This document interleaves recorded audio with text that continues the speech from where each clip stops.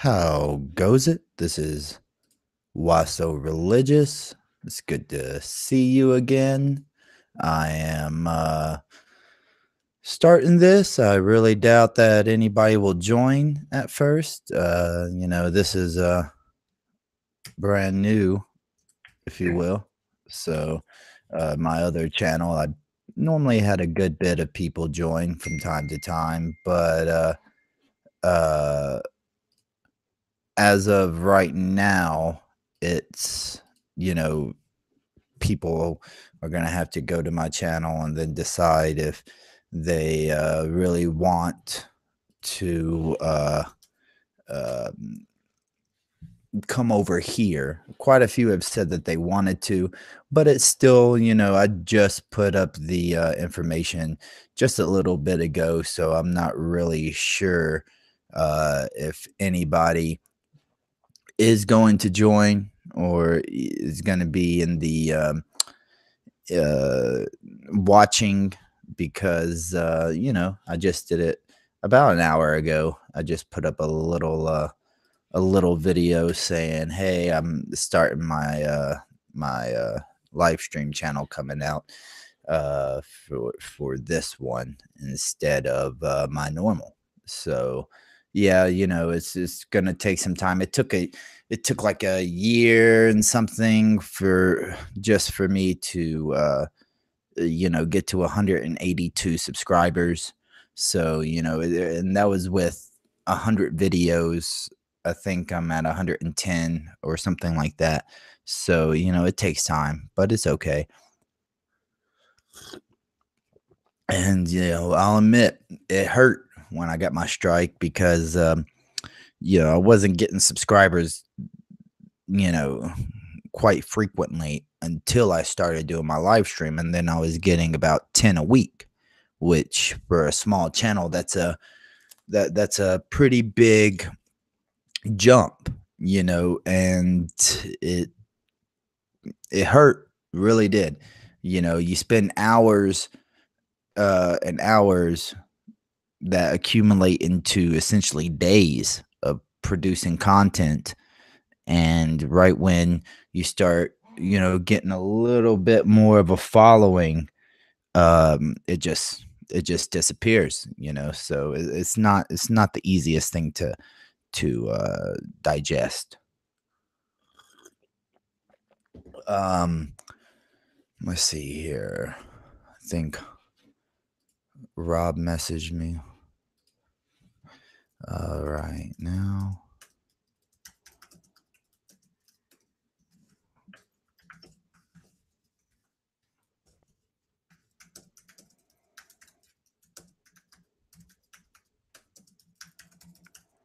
Okay, sorry about that.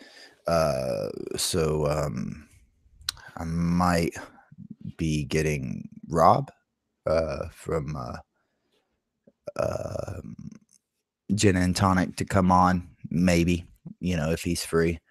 Uh, it's been so long. Where is it? How do I do this? Uh, let's see here. A person, yeah, add a person. So copy.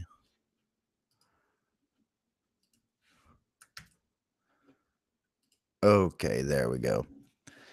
Um, okay, so what we'll start with is just, I guess, maybe showing what I have been doing. I haven't been doing much since since I got the strike, but I have done a little research here and there. One thing I'm trying to get started, but it's going to take quite a bit of time, is the Christian spectrum, the spectrum of Christianity. And the reason I'm wanting to do this is to show that, Christianity is kind of a wide range, if you will, and it seems to there's so many different beliefs, and then people with inside of those will say, "Oh, well, that's not what Christians believe," but it's obvious that there are Christians that believe certain things, And you know, and but it's easy for people to say that's not real Christianity. They're not real Christians. They're not real Muslims. They're not blah blah blah blah blah. But that's just how it is. 1 second, please. Let's see here. Stop presenting. Okay.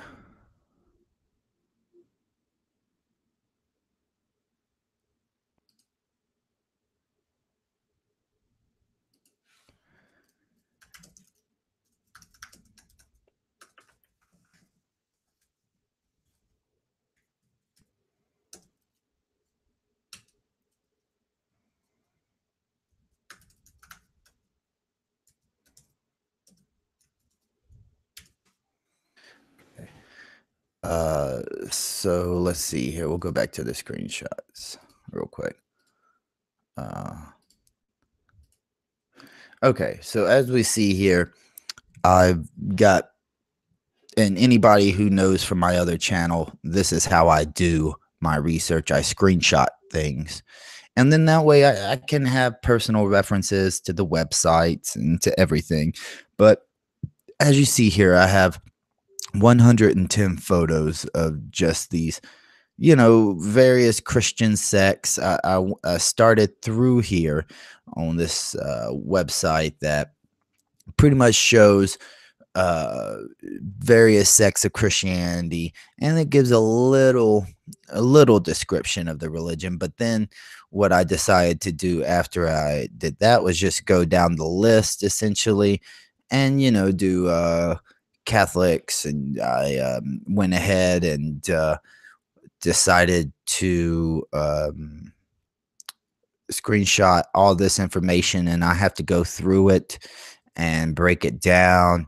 And of course, I also have like the Oxford dictionary on I'm going to have to rummage through and things like that for various keywords or whatnot.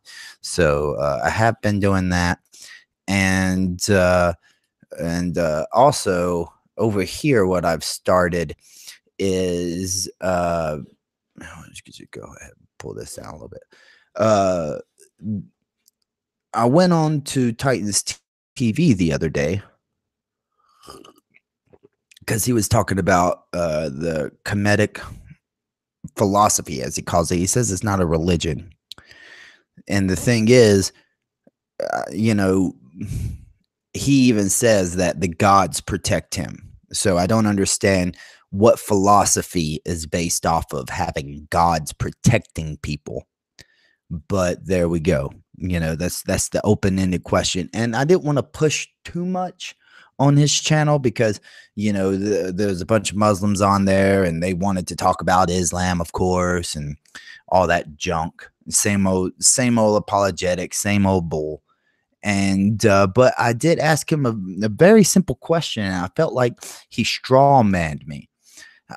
I asked him, what would you know about Kemetic religion or philosophy, however you want to call it, without the Rosetta Stone?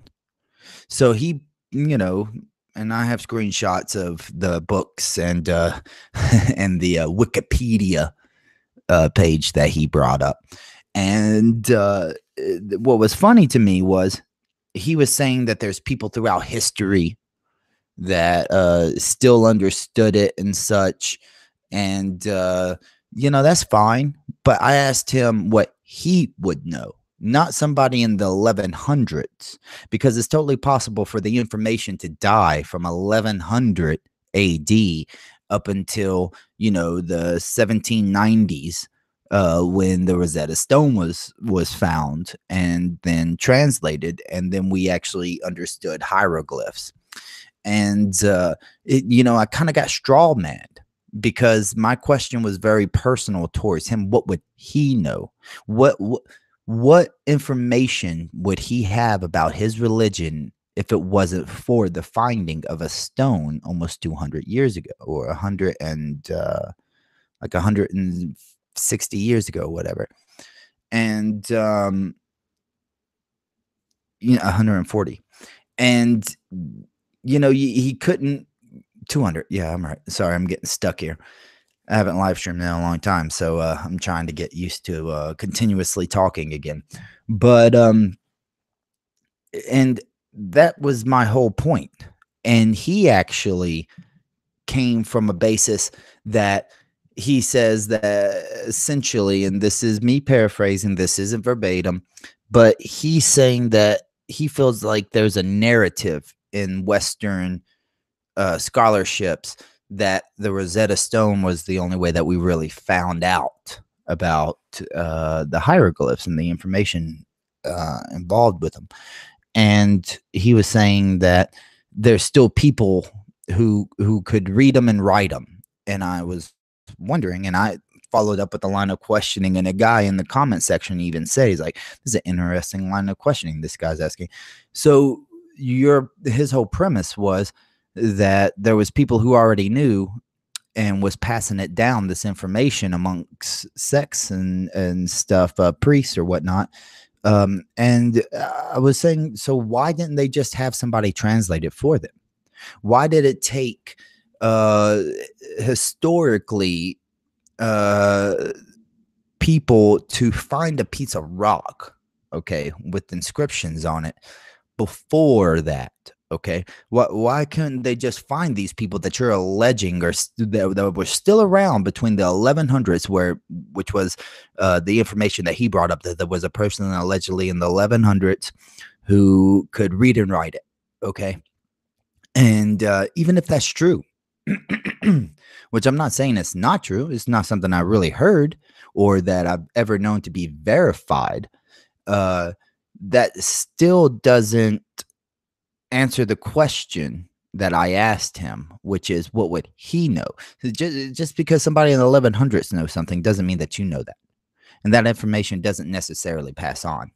So as you can see here, this is all the screenshots that I took in preparation for that. I might do a couple of more, so that video might take a couple of more days to put together. And this is nothing against Kalam, because I like Titans TV. I like Kalam. He's a good guy.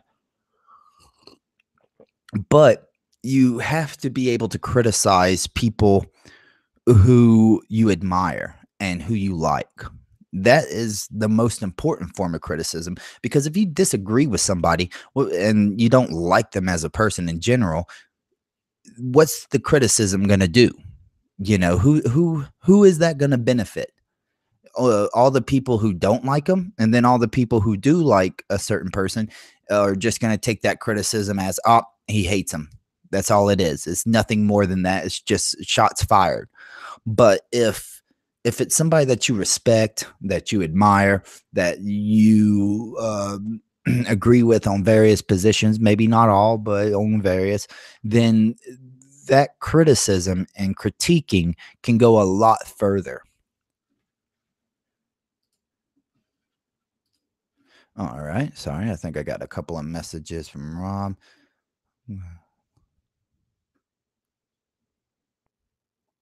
1 second. In the live stream on Google Hangouts, blue icon. Blue icon, cameraman. Oh, okay. Oh, yeah. Okay.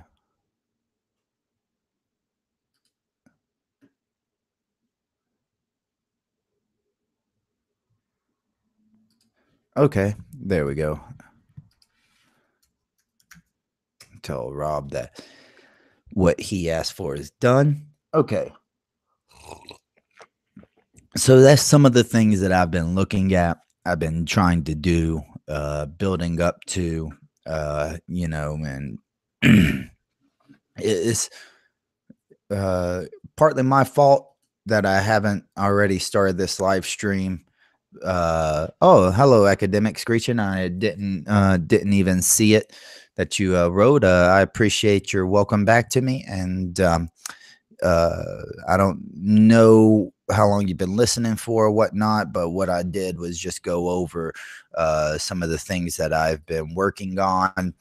And just to give you a quick heads up, I guess we'll do one more time. Just a quick overlay, screen share, desktop, present.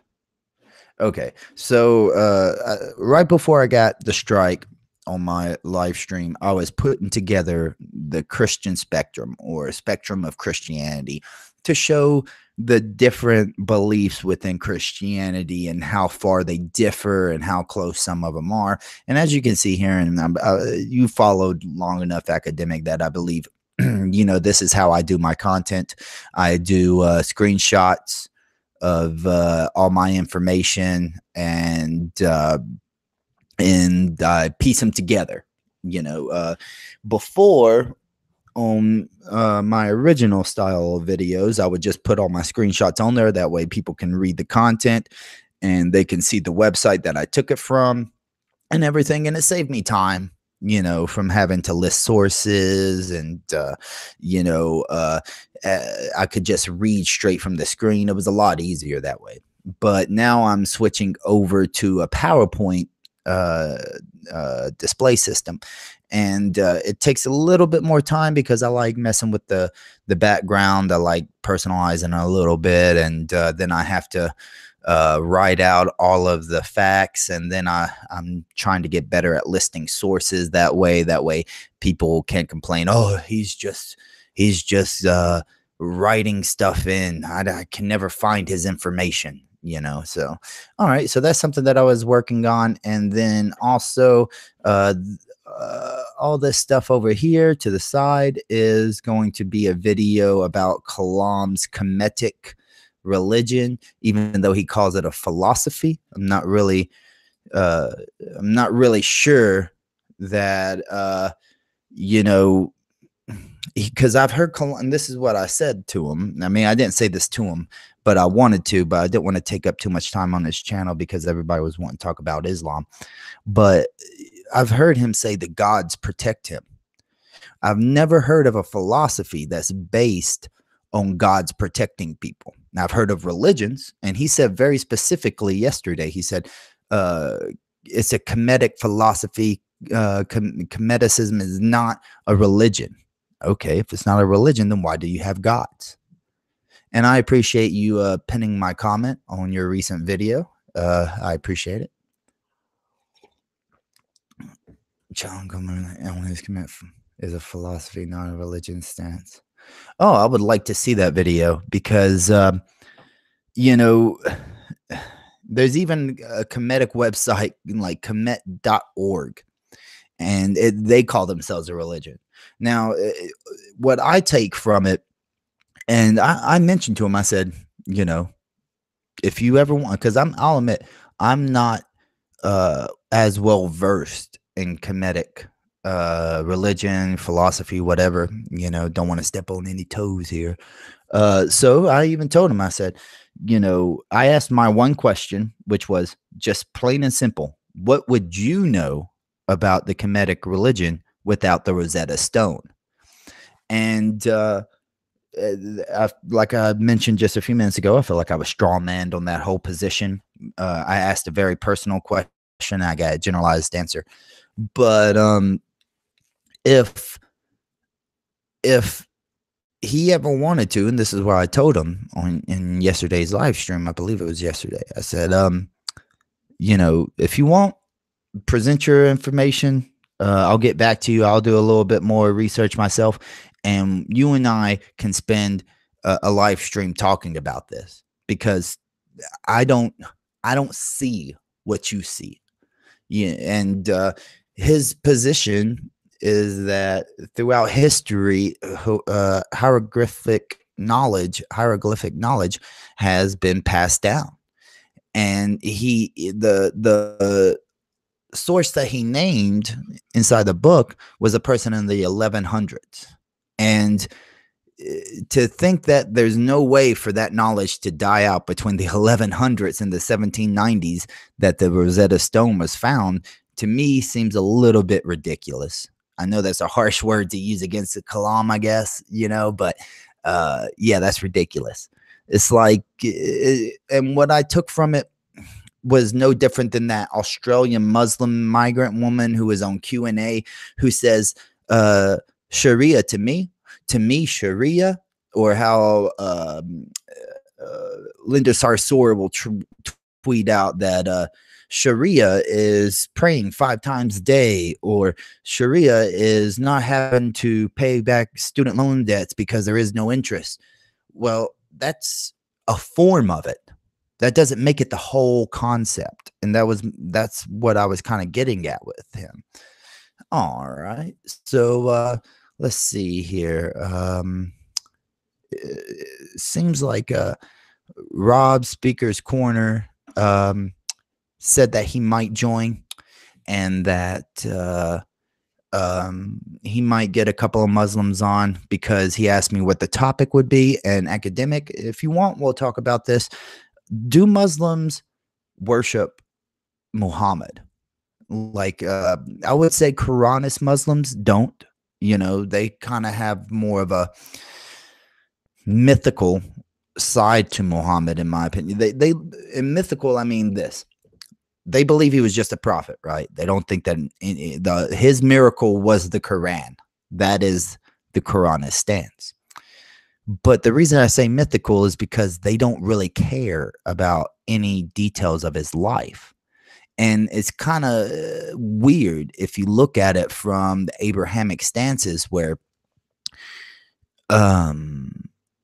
with the Torah, you know, the Tanakh, the New Testament, Gospels and such, these all give information about the people who are the prophets, right? You know, the alleged prophets or the Son of God or whatever. This gives information about them directly. But yet the Quran is more of a, you know, it mentions Muhammad's name 4 times, right? And then sometimes it will just mention the unlettered prophet. And then there's like 2 times where Allah speaks about Muhammad's actions specifically, where, you know, he vows to his wives and Allah says, don't do that. Vow to Allah, not your wives. And then about marrying his adopted son's wife after they divorced. And the rest of it is very ambiguous at best. You know, the Quran is not a very good book about describing the prophet of Islam, as they call him, you know, Muhammad. And it's a stark difference between that and what Islam attaches itself to, which is the Torah, Tanakh, Psalms, and the Gospels, where you actually get stories about the people that are the prophets or the alleged savior. So, you know, I just thought that was pretty weird. An academic, if you have a topic you want to talk about or whatever, you can just go ahead and send it in, and you know, I'll talk about it. It's no problem. So I was thinking, and I said this yesterday, and I think it was 2 Quranist Muslims were on the panel of Kalam's show, and they were asking, why do religious people add on to their text? And they said the Jews have the Talmud, you know, and the Muslims have the Hadiths, and then they try to say something about Christianity having extra text. And me and another guy just had to correct them, like, no, Christianity really doesn't have outside sources from their holy book that they follow and incorporate into their religion, you know. And that took quite a few minutes to explain to these Muslims, just because, you know, they're not informed on other religions as much, especially, you know, as much as their religion, which a lot of Muslims don't know that much about the religion. But I would say Quranist Muslims tend to know a good bit about their religion, because the Quran, you can read the Quran in 3 days. It's that easy. It's not a problem. But so I said, well, I think that Muslims follow outside hadiths and stories, narrations, tellings, however you want to say it, because they worship Muhammad, or if nothing else, borderline worship Muhammad. And of course, that's an uproar. You know, it's like, oh no, we don't worship him. And here's my reasoning behind this. And I was trying to think of the best way to explain this while I was just sitting in the shower last night and just letting the water run on me, because this is a hard thing to explain. So the best of Muslims are the ones who fear Allah, right? That's just the best of Muslims. And when you have this concept that the best of people fear something, and the reason that Muslims don't want uh uh pictures or drawings is because they say they fear that it will cause people to idolize Muhammad, to worship him. Now, if the best of people are the ones who fear Allah, okay, what is it about people fearing Muhammad? Like, because in the hadith, Muhammad says that you're supposed to love him more than your family. And in the Quran, it says that people are supposed to love Muhammad, not fear.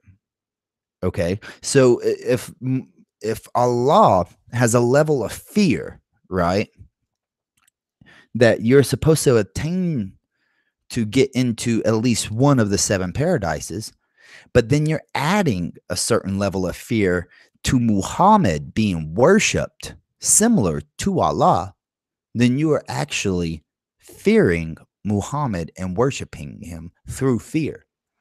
It's a unique take on it and I just, it might help if I write it all out, and I'll be able to better explain myself. But I do feel like it's quite obvious, like, and I started thinking of it like this too.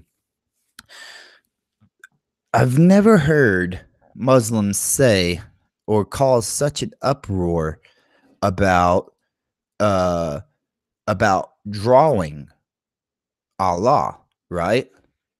You always hear about drawing Muhammad, but you don't really hear uproars about drawing the two right hands of Allah. If I drew two right hands, people ignorant of Islam wouldn't know what that really is meant to represent, right? But if they were Muslims and followed, like, say, hadiths, right, then they would understand that. And we have one dislike. That's pretty funny. So, but that's what I'm getting at.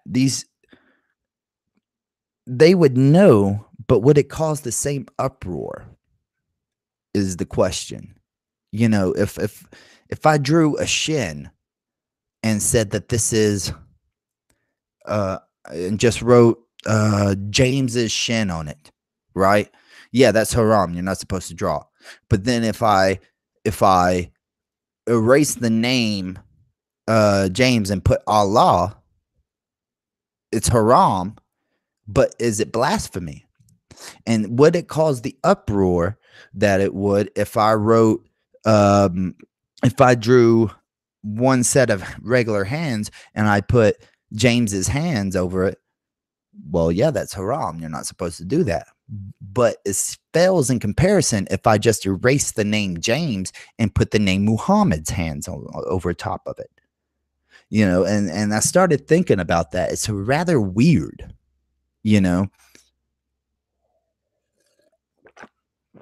this concept that fear is the way that you're supposed to revere your God, and yet you're told to love your prophet, and yet you're fearing that you would worship him if you saw a picture of him. Now, if you saw and this is an interesting question I would like to ask Muslims. If you saw a picture of two right hands, and you obviously know that's representing Allah's two right hands, would that be idol worship? Of course it wouldn't. It'd be representation, right? So why would it be idol worship just because it's Muhammad? It's a weird it's a weird interconnected like hypocrisy and conundrum, I guess you would say. I don't really understand it that well. Like, just to be honest, I don't understand it that well. Oh, we had 4 or 5 watchers at one time. I'm kind of surprised. It's kind of weird for just a first one. You know what I mean? Like um, not really getting going.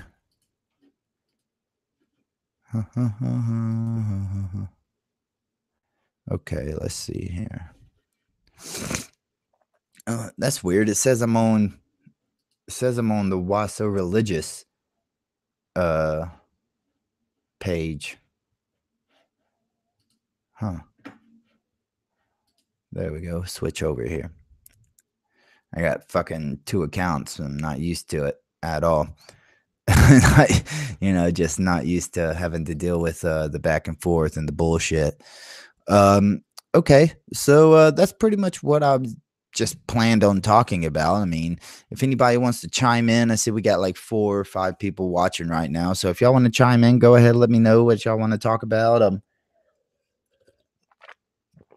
It just it's really weird to me, this concept that when there's a belief in something that it can be distorted so easily, and that it's your mission to stop people from distorting it, and especially with Islam, because according to Islam, it would be Allah wills or decides or put in motion, however you want to talk about it, the distortion. Nothing happens without him saying so, right? So I don't I don't see the connection, but they act like there is one. And you can see that with various religions too. Hello, Tippy Bear. Thanks for joining. You can see that in various religions, though. It's always people allegedly that distort the religion and stuff according to other people, but really there is no actions inside of religion that people just do. Like if everything's already known ahead of time, and everything, if God already knows everything ahead of time and already has everything planned out, then there is no human intervention. It's really just the basis of you need someone to blame. And it's kind of like how we'll use Christians, okay? How Christians, they'll say things like it was the devil, but even in the Bible, God, Yahweh, he says that he controls evil. And the only time that the devil actually influences people, Lucifer actually influences people's lives, is when he goes to God and asks permission for that, right?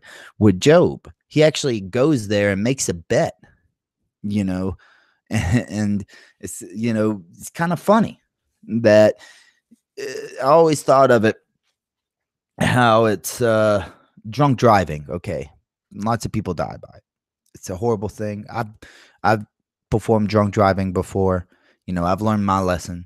I'll never do it again, right? But it's when people die because of a drunk driver, and let's say they're Christians, and it's very rare that you hear them talk about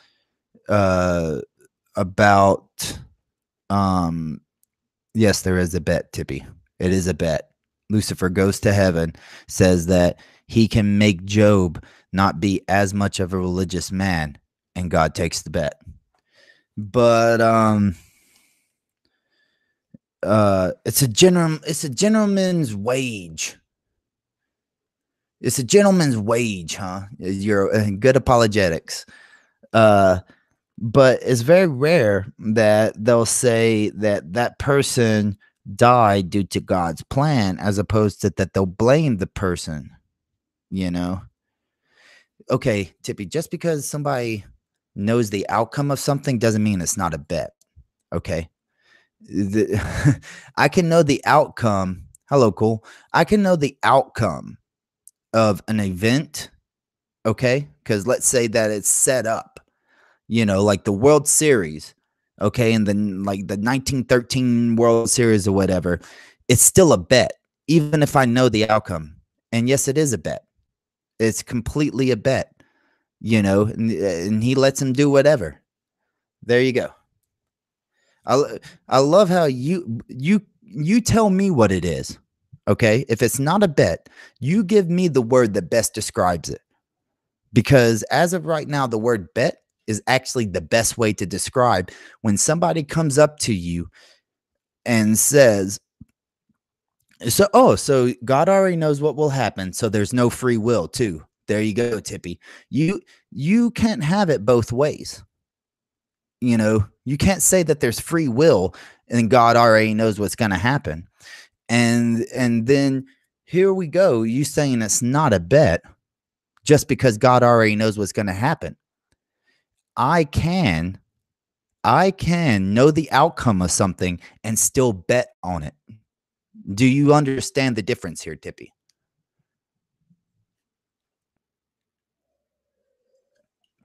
It's an account of God's love. Really? Because the Torah doesn't talk about God's love. It doesn't. It talks about God's wrath. Okay. I know my daughter will get into my makeup. I don't force her. That doesn't make sense, Tippy. That's your analogy makes no sense to what we're talking about. Okay. That makes no sense. Okay, if you came up to me, Tippy, and you said, we'll use your analogy right here. Your daughter get into your makeup. I come to you and I say, your daughter will not get in your makeup today. And you say, well, yes, you will. No, Tippy, you can't say that God knows what will happen and that there is free will. That's a hypocritical statement. It's a conundrum. Okay. Did God know that you were going to type that? Did God know that you were going to type, she has free will even when I know she will do it? Did God know that you were going to type that before you typed it? In the annals of history and the whole time that he knew everything that was ever going to happen, okay, did he know you were going to type that? It's a simple yes or no. It doesn't take a lot of explaining. It's very simple.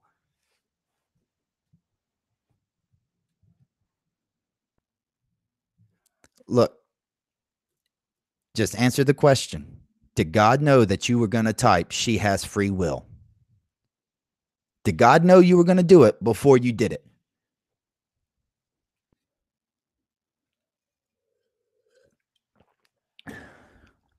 And also by saying that that there is free will, okay, you're saying that God is not in control of everything. If God is all powerful and is in control of everything, then you're saying that free will can't exist. It's that simple. If you're saying that free will exists and I can do something that God does not know I'm going to do, does not approve of me doing, does not allow me to do, but I can still do it, then God is not all powerful. It's funny how you're trying these apologetics, Tippy, and it's horrible. It really is horrible. So if you're trying to say that you have free will, but God already knows what you're going to do, but it's because he didn't force you to do it. You think I'm confused. Free will is a choice to obey God. No, that's not. That's funny. That's very open-ended. So God doesn't. So what about in Judges? What is it? Judges 5:22 or 22:5? We'll look it up real quick because you said forced, right? That's your thing. You're saying force. So let's look at this. Let's see if God forces people to do stuff. Let's see here. So it's not that. It's 22:5. No. God, the actual wording is God caused them to use their swords on themselves. Judges 7:22. Sorry, it's been a long time since I looked at it. Okay, so let's bring this up. You're saying forced, right? That's what you just said, forced. All right, so right here, when the 300 trumpets sounded, the Lord caused the men throughout the camp to turn on each other with their swords. Okay, so it caused them. Oh, but I mean, that's probably not the translation you use, of course. So then it said, and the King James Bible says, set every man's sword, and the Lord set every man's sword against his fellow. So where does that have to deal with your concept of being forced? Because this is saying the Lord caused them to do something. Okay. Now, are you trying to say that these people still had free will? Even though you're saying that obeying the Lord is the free will, right? Well, these people were not obeying him. So then God takes away their free will? It's I don't understand that.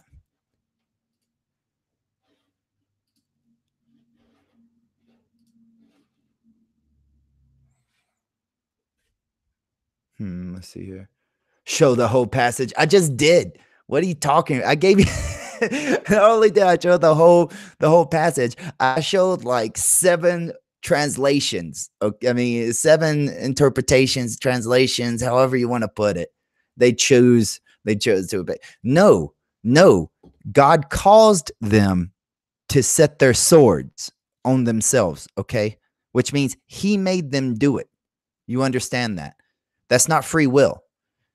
And I love these apologetics, and that's the reason it's, at least Islam admits this concept of when he hardened Pharaoh's heart. They admit that that's because there's no free will. But no, I didn't lie, Tippy. You're the one lying. I just read it to you, okay? The King James Version, and the Lord set every man's sword against his fellow. So, no, I didn't lie. What are you talking about? You can't read? That's why you don't show the whole. I showed the whole thing, Tippy. What are you talking about? Show the whole passage. I showed it on the screen. Why do you have to be the deceiver here? Okay? Like, what do you have to gain from coming to my channel and trying to deceive people about me? Look, here it is again.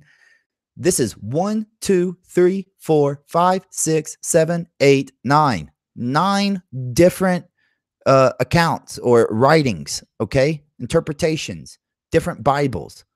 And you're saying I didn't show the whole thing. This is the whole verse, Tippy. If it was more, there'd be a word right here, okay? There'd be a word right here after this period, because that's how English works. But it says, whichever one you want to go with, that the Lord caused, the Lord set the swords, okay? And down here, Good News Translation, the Lord made the enemy troops attack each other. Made in contemporary English one, okay? So it's not my fault that you don't think I showed the whole. This is the whole verse. Look, I'll prove it here. Judges 7:22, right? That's all that. And then I click this arrow and it goes to 23. It doesn't pop up and say, when I click the arrow, it doesn't say the rest of the verse that why so didn't show. It doesn't say that, Tippy. oh, read in context. In context. Oh my gosh, Tippy. If you're so knowledgeable about the context, then tell me about it. Because this is while each man held his position around the camp, they ran out crying and they fled. The Lord calls them and the army towards the rivers, essentially, or the cities, and then blah, blah, blah, blah. That's the context. Okay? It's not. You tell me what the context is that I left out. Okay? You do that. If context is so important, Tippy, you tell me the context that I left out there. I'd love to hear it. Just love to hear it. He calls. There is no. Okay, now you're the one lying. Okay, because even in the King James Bible version, he doesn't say calls, does he? It doesn't say that. It says the Lord set. Okay, so you're the one lying.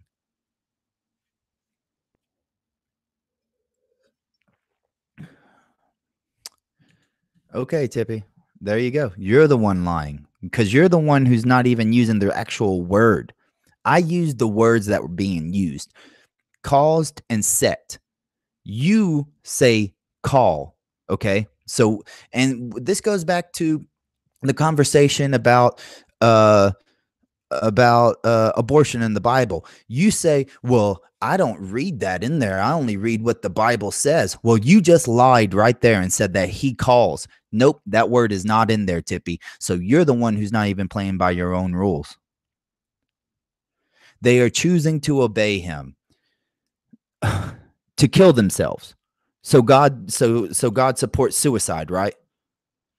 That's you are just digging yourself a hole because you are not intellectually smart enough or versed enough in the topic of your religion to debate this, because you just keep digging a hole. So by choosing to obey him, that means that God accepts suicide, because that's what they're doing. They're killing each other, right? Or it doesn't say that they're killing each other. I'll admit it doesn't say killing in suicide, but it says that they turned on each other. So to obey God, and you're saying this is God's love, of course, I'm sure, they have to kill people inside their own community, inside their own campgrounds. That's it. Oh, I'm lying, and then I'm caught. So Tippy, tell me what number, what word placement does he say calls? Tell me. If I'm lying, you tell me where the word calls is. Is it the first letter in the verse? I mean, the first word in the verse? Is it the fifth word in the verse? The 10th? The 11th? Just tell me, you know? There's just so many times that in the Bible, you know, it proves that there is no such thing as free will. If there's no such thing, and it's very easy, Tippy. All you have to do, and you refuse to do it, is answer this yes or no. Is there anything I can do that God does not know I'm going to do or allow me to do? Is there anything I can do that if God doesn't allow it, I can't do it? Can I only do things if God allows it? You're in the same circle as the Muslims who tried to deny this. Okay, that's what you're doing right now. It's a yes or no question. Very simple. Is there anything I can do if God doesn't allow it? It's very easy, Tippy. It's a no. In your theocracy, it's a no.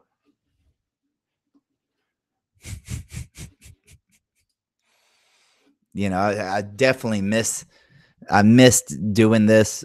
You know, it can be frustrating dealing with people who like to say that you're lying, but they're obviously not using words that are in the script that I'm putting on the page.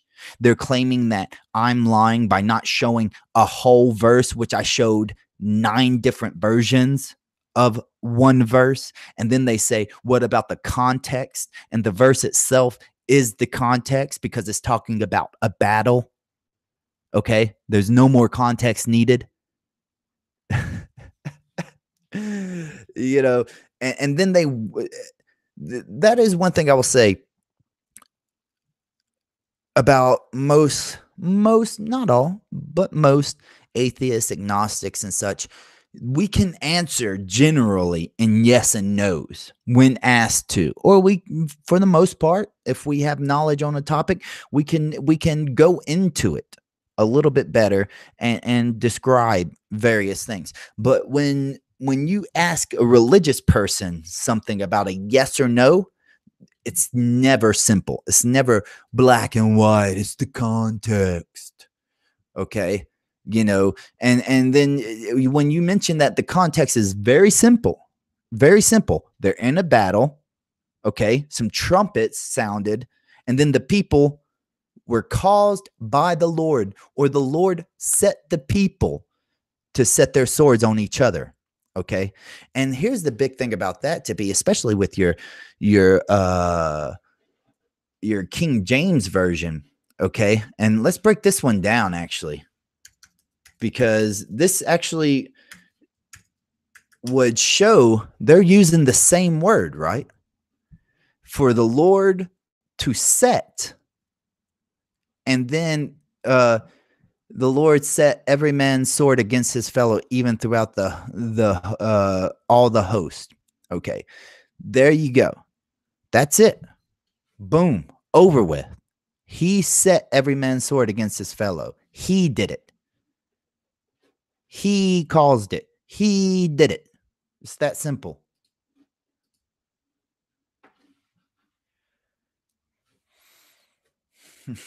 I'm the liar, y'all.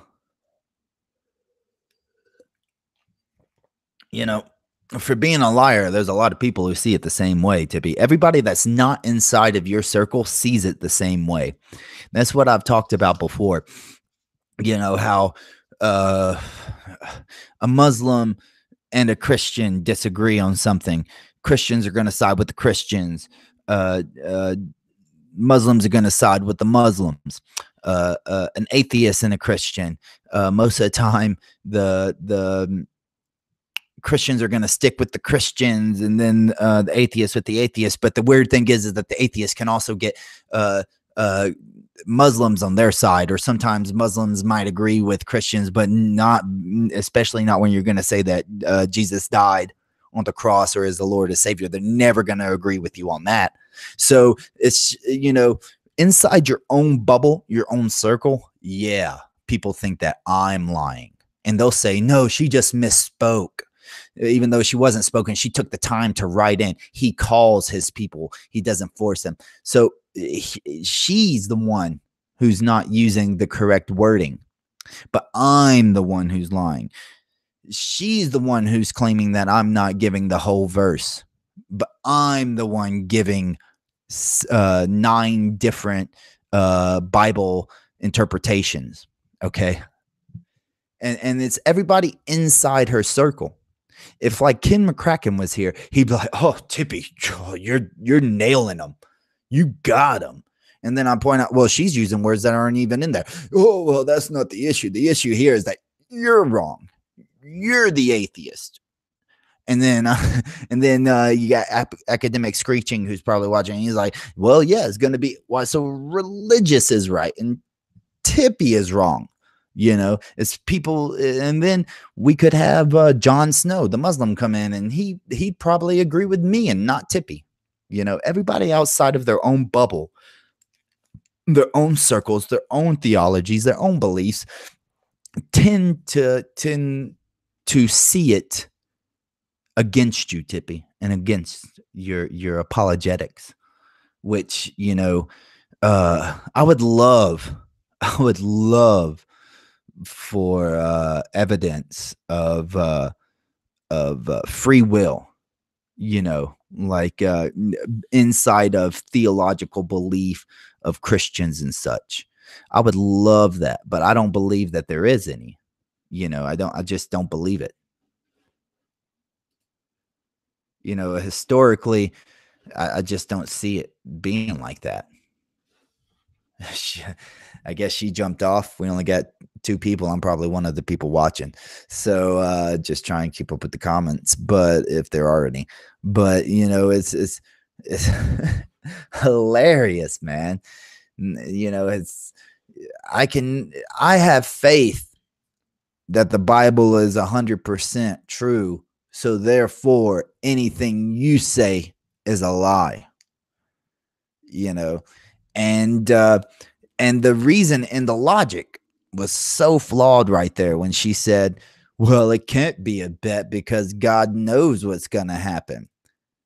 So it wasn't a bet when the guy um, paid off the World Series players and the umpires and the referees and shit, and he pays them off, but then he still makes a bet saying the White Sox are going to win, and that there's a person there who doesn't know that that's going to happen. So that's not a bet. What is that? What is the word for that is my question. Because to me, that's a bet. Just because I already know the outcome of something, that's what they call a sure bet, right? Like that's what we call it in English, a sure thing, a sure bet. It doesn't mean that it's not a bet. It's just ridiculous. That makes no sense to me. I don't understand it. All right. Well, I don't know uh if Rob or anybody's gonna be coming on. I guess I'll message him real quick.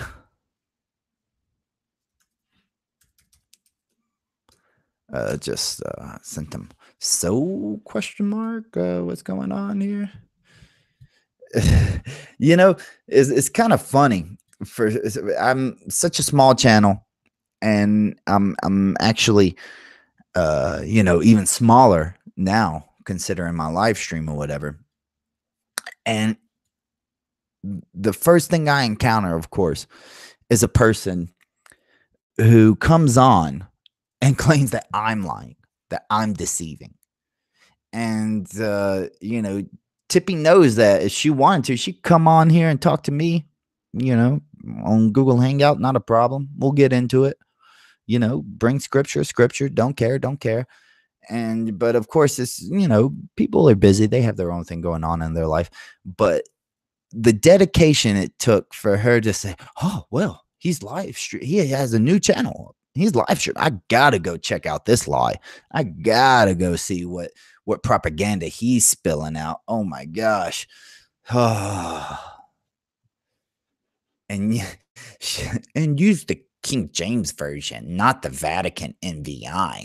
Okay, whatever.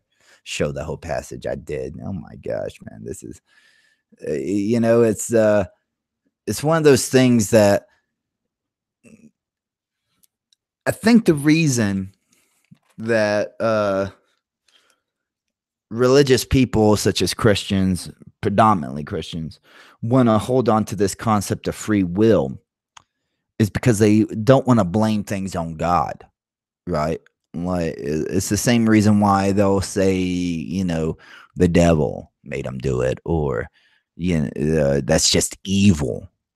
They don't want to attribute any negativity towards their God.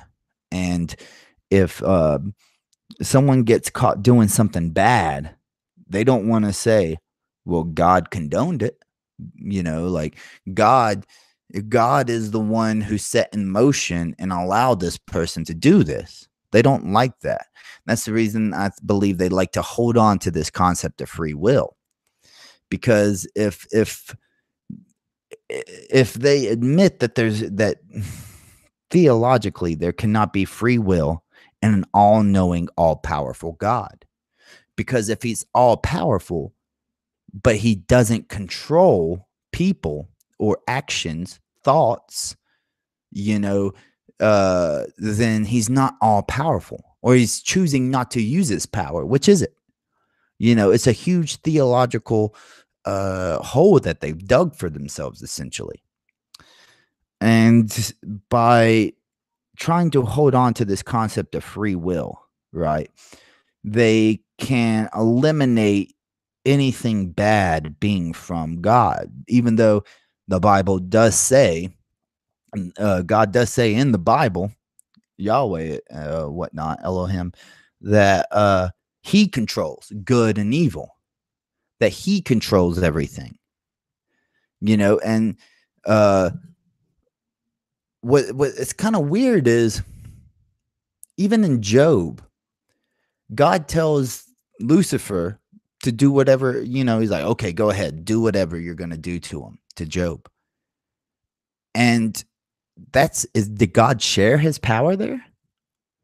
Did because I'd have to reread it. It's been a while since I read it, but I don't remember it ever saying that, well, God caused the house of Job to be crushed. Now, maybe it does, but that would still be on God, right? Because he let the devil influence him. He let Lucifer influence him into making a decision to start killing people, okay? In what I would call a bet. And then I asked Tippy what the word is, and she can't give me the word that it would be. So at least I have a word to describe what it is. She didn't. Okay. That's a pretty big difference there. I had a word to describe what it is that was going on. She didn't. She just said it was a thing about God's love or some shit like that. But when it comes down to it, I use something to describe the scenario. She couldn't do it at all, and that's a big problem when you think about it. Quite a bit. If you can't even describe what it is that you're talking about, then how are people supposed to relate to it? See, when I said bet, Tippy could instantly think what a bet is, and if what she read or the story of Job is considered a bet, at least to her. But when I ask, then what is the word if it's not a bet, and she can't come up with one, then how am I ever going to understand her position?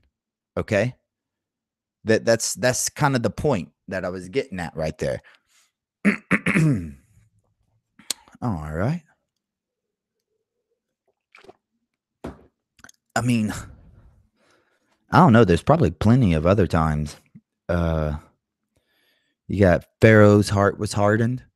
Now, of course, apologists love to say that that's not. There's no way that God caused that. They come up with this apologetics, but what would be another one? Actually, Jesus would be the perfect example, of no free will. Even inside of God, there is no free will. Because if God knew for all of history, since before he even created the earth and the stars or whatever, if he knew he was going to send himself down into human form and have himself crucified, okay, how could there ever be free will even inside of God's own determination? That would mean that everything, if he knew that he was going to have to, okay, send himself into human form to be sacrificed, then that meant he knew that Adam was going to commit the sin that he was going to commit, right? Because there would be no reason if Adam never committed the sin, okay? There would be no reason for God to send himself down for saving of souls. It's all premeditated, right? So one action has to lead to the other action. You can't, it's like a dominoes, all right? You can have a beginning and an end of a domino set and take out one piece, right? And the whole middle will be intact and it will still all fall over. Now, let's say you go to the middle, okay? Like let's say Jesus is the middle. If you take out 3 or 4 dominoes, which is, which accumulates to the space of one domino falling over, then it's not going to cause the ones after to fall over. And you could use that as analogy starting with Adam. Okay. You got the creation myth, which is a couple of dominoes, and then you have Adam uh, falling into sin, right? So if you think of the dominoes as God pushed it by starting the universe and starting the world, it caused all of them to fall over all the way to Jesus, and then, which is God incarnate, and then it falls over and he gets sacrificed. Okay. But if you take out Adam committing the sin, then the dominoes stop, and then all the other dominoes remain standing. So it's not a good theological concept that these people have brought themselves into, but nobody says that you have to be smart to have faith, like, and that comes off probably really harsh, but it's like, it's proof. If I said I have faith, I can fly right now. All I got to do is jump out my window. I don't even have to jump. I just have to walk. And at first I'll levitate and then I'll fly. I have faith in it. I can have faith in that and still be stupid. It's a stupid statement to believe that. You can be an idiot. Most people throughout history were really stupid. Think of it. There was no placement for zero, okay, until like the 800s AD. That shows you how stupid people used to be. It's like, hey, I don't have any apples. How do I show that on a piece of papyrus? I don't know. Well, why don't we create a way? No, I don't. No. Oh, okay, not a problem. How do we count past 9? We go 1, 2, 3, 4, 5, 6, 7, 8, 9. What do we do when we get to 1 after 9? Well, we go, there's 9, there's 1, 9, and 1, 1. That's how they used to keep numbers back in the old times. And they thought that was really smart, man. Dude, we got 1, 9, and 1, 1. What are you talking about? Who needs a fucking 0? Who needs that? Well, all right. I don't think anybody's going to be joining us today. We've had people come and go. We've gotten a couple of likes, and I appreciate y'all watching. This is my first day back, so I'm going to have to try to get into the swing of things again. After I did my live streams on my other channel for about a month, I felt really comfortable. I felt like I was doing pretty well, and people constantly, whenever I go to another channel, I'm in the chats or whatever, and they know that I'm there. They're telling me how much they really liked my live streams, how engaging they were, and they thought that I was a good moderator, in the sense that I try to give everybody a chance to speak. I try not to cut people out of the conversation and such. So that really felt good for me, but it's going to take a little while to get back into the swing of things, and it's going to take a little while to accumulate people over to this channel. So I think if you ever watch my other live streams, that I answer questions pretty well, better than a lot of other channels that I've seen. They don't always look at the chat, and or they just glance at it and then they'll pick and choose whoever they talk to. But I always try to if you write something, I'm going to try to get into it with you and allow you to present your case and my case, and let essentially the audience decide for themselves. But all right, so we got 3 likes, 1 dislike. I love it. I don't think that was I don't think that was Tippy Bear when she calling me a liar. That was there before she ever said anything. But it's just it never fails, right? Like, even when you see it on my other channel, my other live streams, if it's not one person, it's another person. That whenever they disagree with you, you're just lying. That's all you're doing. Like, you're using it out of context, or you're not showing the whole thing. You know, it's funny to me, I guess. What I'm going to start doing from now on, when people start saying, give me the context, I'll be like, okay, let me start at the very beginning and tell you what it prophesizes towards the end. Is that enough context? Where does the context of these stories begin and end? Most of the time, it's like if you point out that, let's say David, right? That David cut off 200 Philistines' fucking foreskins, which means he probably killed him. Doesn't really say that he killed him, but most grown men are not willing to give up their foreskins just so some dude can marry a queen. You know what I mean? You just mentioned that, and they're like, well, what's the context? And you say, okay, do we have to start all the way back when David was a child and Saul met him? Or do we have to start at David and Goliath defeat? Do we have to start at how, people chanted that Saul killed hundreds of Philistines, but David killed thousands? Is that the start of the context? It's really, you'll see it with Muslims too, with the Quran. They'll be like, well, what's the context? Firstly, the Quran is not in contextual order at all. One verse talks about one thing, and then the next verse could be given according to their historical accounts 10 years later, right? And there's no contextual connection, but they'll say, what's the context? What's the context? What's the context?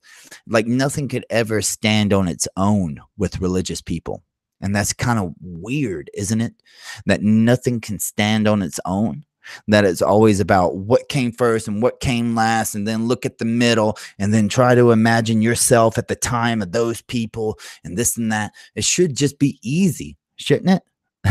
Like, religion is supposed to be something so easy that you believe it or you don't. It's not supposed to be, oh, well, let me think about if I lived in the Bronze Age and if I believed this was literal or allegorical, if this was passed on to me, would I pass it on to others? Just all this nonsense is what it really is. It's just people trying to, convolute the actual conversation. They don't want to talk about it directly. Like I was saying, with just give me a yes or no answer. That's it's people say, nah, everything is black and white. Well, some things are black and white. If you can ask the question directly enough, most of the time you're going to have a yes or no answer or a black and white answer, right? If you can ask a direct question, and that's the biggest problem, is that religious questions are very direct, but faith is not direct, right? There's really no defining of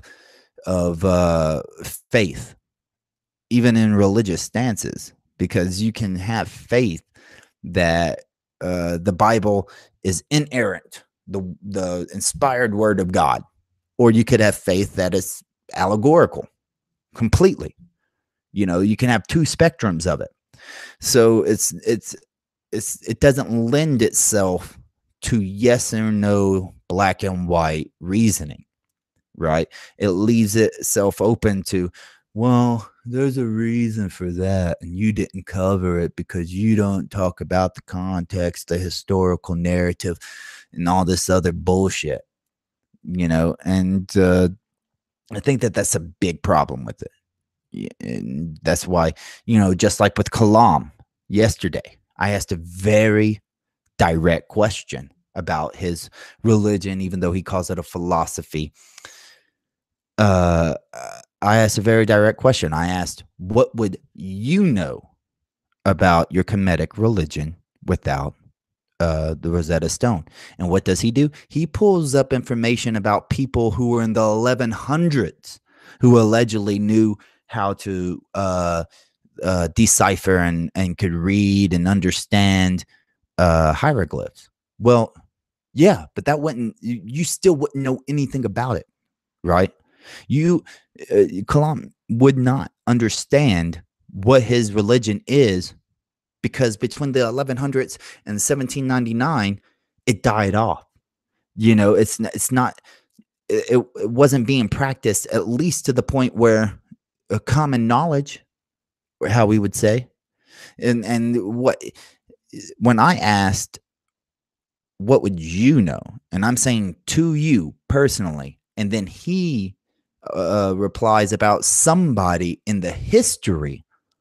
That just shows that um, religious people with faith, it's not black and white to them, and they can't give direct answers most of the time.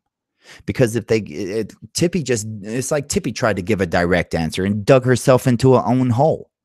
You know, she doesn't want to. She doesn't. These people don't want to admit that when they use one line of reasoning or questioning, it leads to another. And then that's when they try to get you with saying that you're using a fallacy, right? You're changing the topic. You're not staying on topic.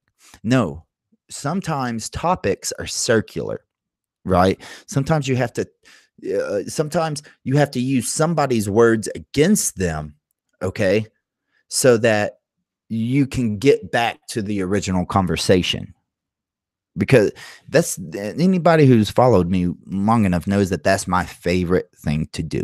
I love using people's words against them. That's the best way to incite dialogue and to possibly get the person to actually understand your point of view is by using their words against them. All right. I appreciate you watching. We'll see you here next time.